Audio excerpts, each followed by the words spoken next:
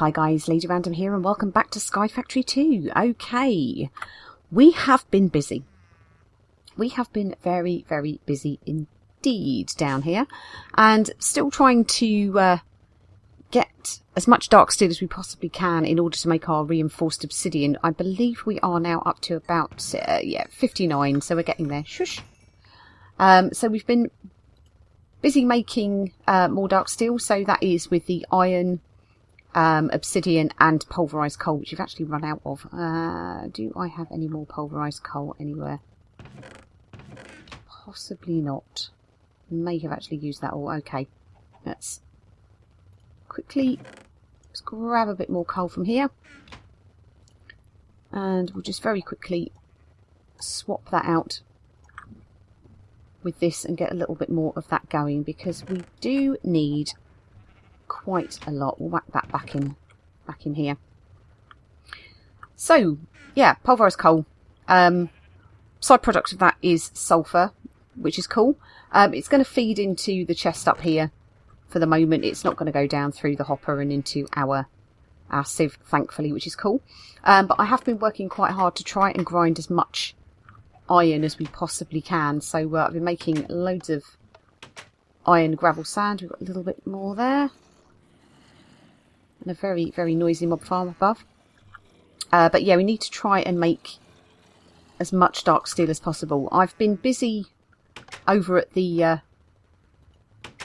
automated grinder. Let's stick you into there for the moment. Have we got any? There we go, 18 more. That's cool.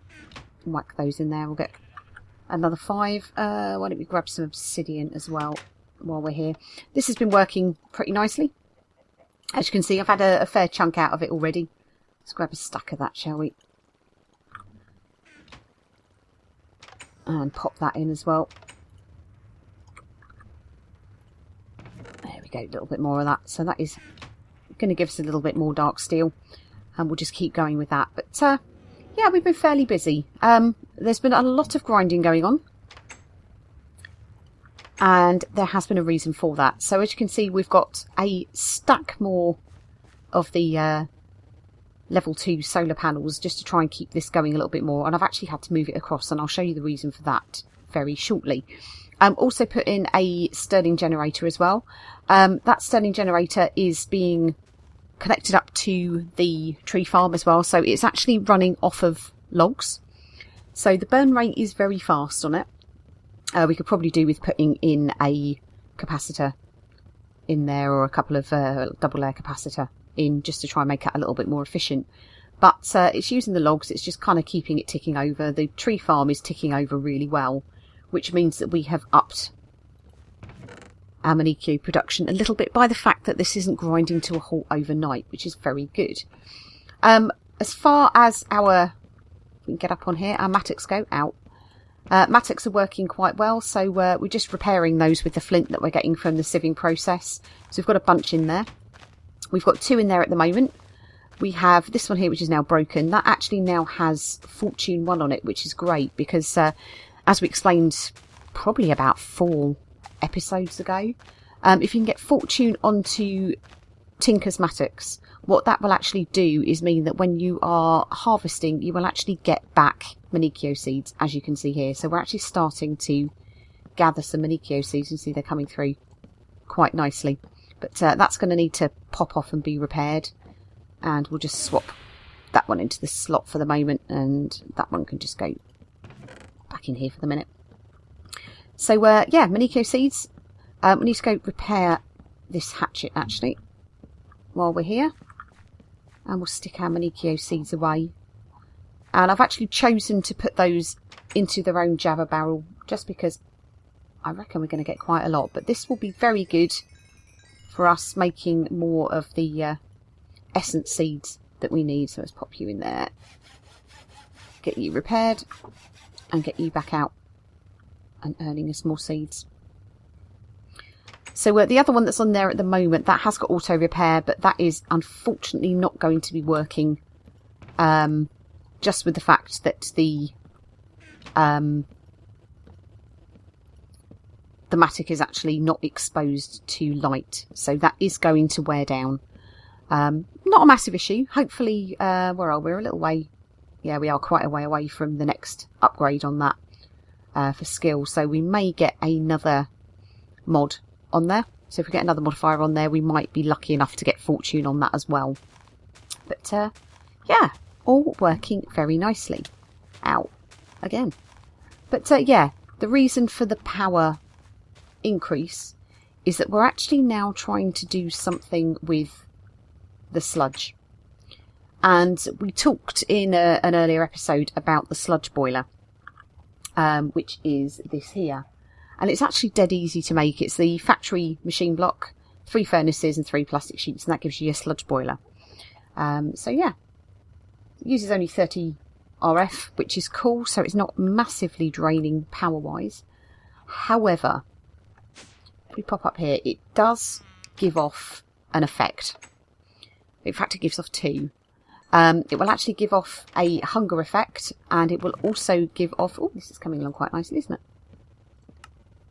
Let's grab those, and we'll leave the vines until we've got a stack, I think. We'll stick those into our composting system there. But yeah, when the sludge is being processed, it will give off an effect. And the effects it will actually give off are poison and hunger. Let's actually see how this barrel's doing. Ooh, not far off full. Yeah, so this is the reason that I have actually set this up inside an enclosed room. You need to be outside of 3 blocks to be safe from the effects. So even when we stand here, we're safe from it. So I've got it all pretty much set up automated that there should be no reason that we actually need to go into this room here. So the sludge will be in the barrel here. That's now empty. So we can get the other one hooked up when that's full. But the sludge boiler will actually suck in the sludge from here using the Ender IO fluid conduits. I've set up another couple here as well, just so it means that we can actually stack a couple of barrels should this work incredibly efficiently and start filling them up too quickly.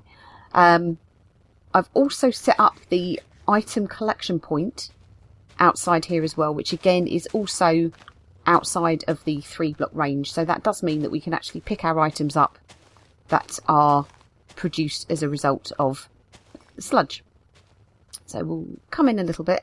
So you can see we've got the fluid conduits coming into it here. Underneath there is where we've got the power coming up from the Stirling generator and the solar panels from down there on the farm. So we're kind of like using a little bit of power from there. Hence the reason why I've increased the solar panels and put a Stirling generator in there for night as well.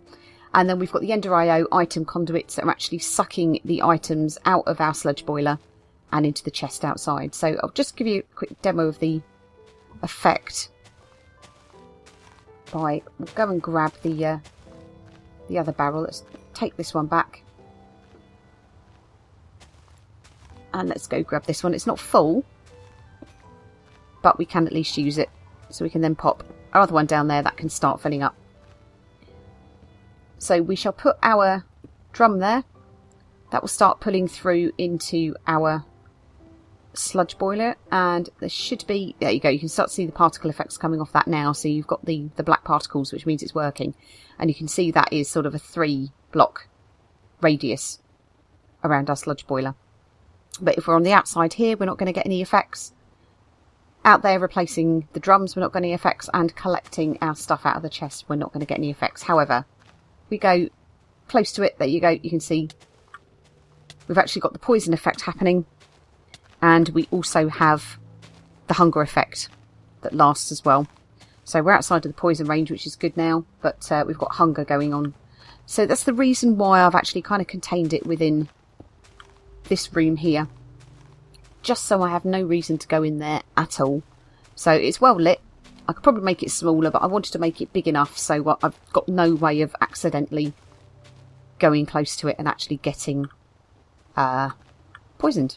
So, sludge boiler, what is it going to produce? Well, it actually produces an awful lot of items. And if we have a quick look in the chest here, you'll see what I mean. So, Let's just sort it quickly. So we'll get dirt. We get apparently coarse dirt. I was having a look at this earlier and I wasn't seeing any major visible difference between the two. So that is apparently our coarse dirt and that is our normal dirt. But they both look exactly the same to me. I know the coarse dirt in my sort of vanilla 1.8 on the Bash Patreon server is actually, the coarse dirt will actually have like little gravelly bits in it, but this one doesn't seem to.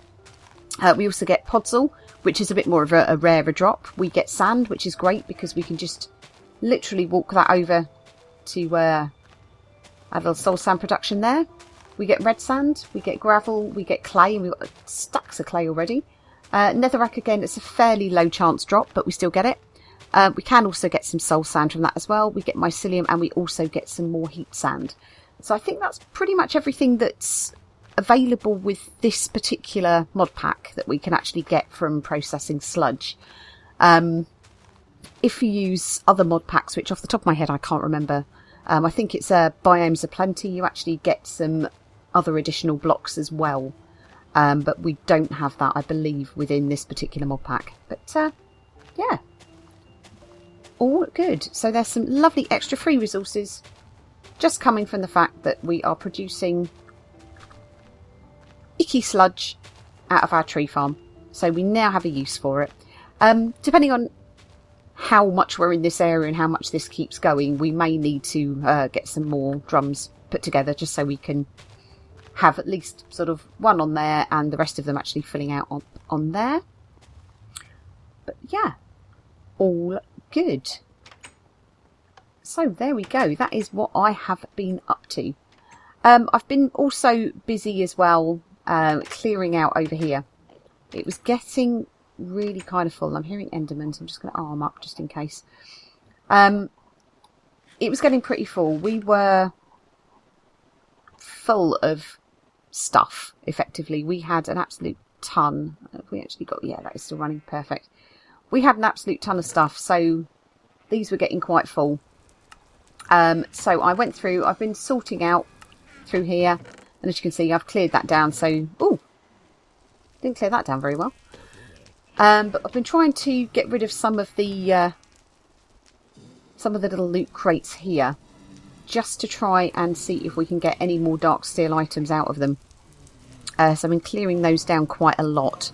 So again, sort of in between other things happening, waiting for other stuff to happen. Ooh, diamonds. Me lucky. Oh god, we have so much of this stuff. And I have been binning an absolute crap ton of everything. Just because we have got stuff coming out of our ears now. There's nothing really particularly useful out of that lot. Let's stick back the redstone. That can go and sit in there. Anything for downstairs. So you and you. And the rest of it are you. Oh, I put them in the bin. That was clumsy. Oh well. I'm sure we'll get some more anyway.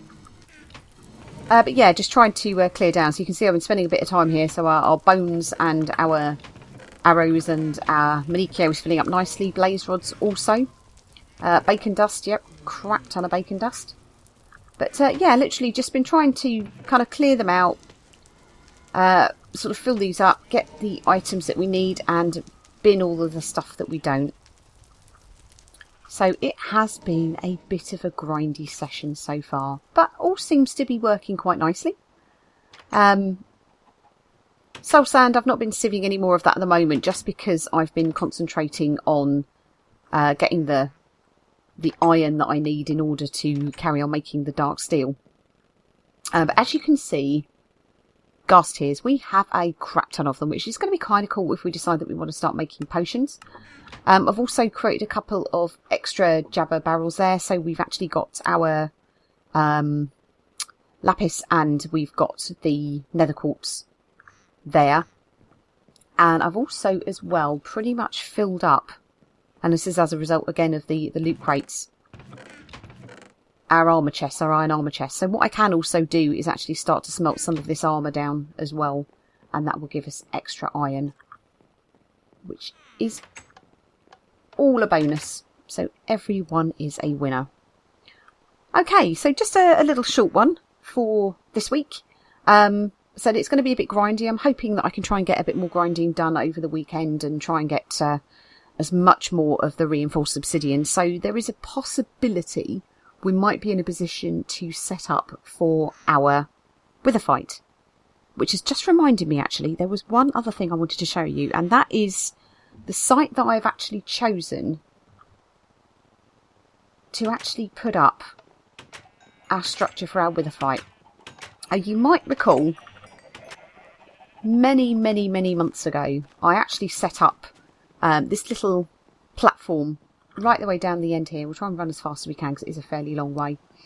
But this little platform down here was one that I originally set up that I was going to use as an area for growing some of the stuff. So using, just really bad, I can't even remember what it's called now. That sort of fertilizer-y stuff that changes grass that the name escapes me of now. Mutandis, that's the stuff. And I was going to use that down here and just kind of go and randomly hit patches of grass and hope that we actually earn some of the witchery plants off it. But I am now thinking that this area probably could be quite a good area for us to actually set up our little wither fighty bit. And the reason I think that is because the withers, when you spawn them, are going to be attracted to mobs, whether that's passive or otherwise. And issues that people have had in the past, even with using the reinforced obsidian, is that the wither will try to spawn outside of that enclosure, because what it's going to do is try to find the mobs. I want it kind of just to concentrate on me, so I want to be away from absolutely everything else, which is why I'm thinking this is most definitely a chunk away, if not more, from our main base over there. I mean, we can't even see it, and I think we've got our render distance up quite high. So I'm thinking this could be absolutely perfect for it. It does mean as well it's not going to interfere with the rest of the base. It's not going to be an absolute pain in the backside to break down, because I would imagine if that stuff is reinforced obsidian, it's going to be more difficult to break down than normal obsidian. So it's probably a good idea I can leave it up as a structure, and if I decide that I need any more nether stars, which I probably will do, because let's face it, I'll probably want some beacons. I'll want that'll be good for regen and stuff like that. I will probably want to make more Zavicio once we've actually got, or Zavicio, I think it is, isn't it? Once we've actually got that initial stone. So, you know, we're going to need to repair that stone at some point. So in order to do that, we will need probably another nether star. So I'm kind of thinking that that would be the perfect area to do that. So, yeah, it'd be interesting to know what you guys think. But I think that could work out very well. And I'm going to have to finish blocking this out, get some more track. I mean, most of the track I've actually got has been out of the loot crates. So, with that in mind, it might take a little while to get the tracks. It may be a little leg it down here. I'll also need to try and make some of the powered rail as well and get some redstone blocks under here, just so it's not such a slow journey down. But it does mean that we can save ourselves a bit of time by whizzing down here on a minecart, doing what we need to do with the wither, and coming back again. Man, this rain. So there we go. They are my plans. So as I was about to say earlier, I'm probably going to spend a fair bit of time over this coming weekend grinding away to try and get the necessaries in order to be able to get that structure up. So possibly next weekend, maybe even the weekend after, we should be set to do our wither fight. So with that, I'll need to get over there on the old mob spawner in the background there and get ourselves some XP so we can enchant ourselves some decent diamond armour, get ourselves some decent weaponry. I can set up an extra weapon and a bed down there and everything like that, so if the worst happens, we're not too far away. But yeah, that is what I've been up to. That is what my future plans are. So thank you all very much for watching. I hope you enjoyed it. If you're new to the channel, then if you want to subscribe, that'd be great, and see more and check out the other videos that I've got as well. There is a like button as well, so if you did like it, then please leave me a like. And if you have any comments or any questions or anything you'd like to see me do, then again, just pop a comment in the boxes below, and most definitely read them. And I always try wherever possible to actually reply to the comments I get as well, because I do hugely appreciate the input from you guys and the fact that you guys take the time to watch all of the videos. We're very nearly there. We're at 97 subs as we are today. We did actually manage to make it to the 100, but just over the course of the week we've lost a couple, whether that's down to sort of YouTube sort of deleting old accounts that aren't used anymore, or just the fact that people don't want to sub anymore, which is absolutely fine. I'm happy with that. I'm just delighted that anybody wants to watch at all. So for those of you that do, and ooh, shush, thank you all very much for watching, and we shall see you in the next one. Take care. Bye.